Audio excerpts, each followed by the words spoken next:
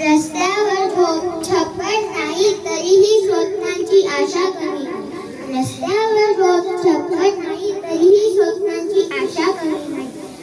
अण्णा भाऊंचा प्रत्येक श्वास देतो गरिबांना जगण्याचा प्रकाश. अण्णा भाऊंचा प्रत्येक श्वास देतो गरिबांना जगण्याचा प्रकाश. सर्वांना नमस्कार. माझे नाव विशाखा आहे.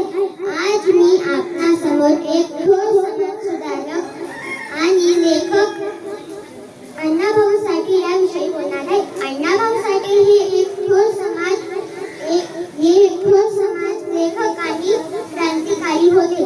त्यांचा जन्म 1 ऑगस्ट 1920 रोजी सांगली जिल्ह्यातील वडेगाव या गावी झाला. त्यांचे पूर्ण नाव तुकाराम भाऊराव साठे व त्यांच्या वडिलांचे नाव भाऊराव व आईचे नाव वालुबाई असे होते.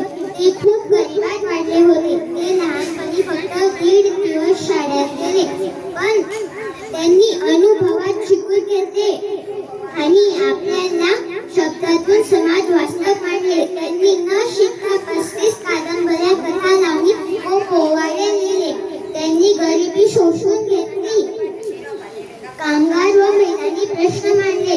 त्यांची फकीरा ही कादंबरी खूप प्रसिद्ध आहे. ही कादंबरी शोषितांचे आयुष्य सांगते. अण्णा भाऊंनी आपल्या लेखणीला हत्यार बनवलं आणि समाजाला बदललं. त्यांचे विचार लाखो लोकांना प्रेरणा देतात. दुर्दैवाने 18 जुलै 1970 मध्ये त्यांनी अखेरचा श्वास घेतला. अण्णाभाऊ साठे हे महाराष्ट्राला लाभले एक अनमोल रत्न होते.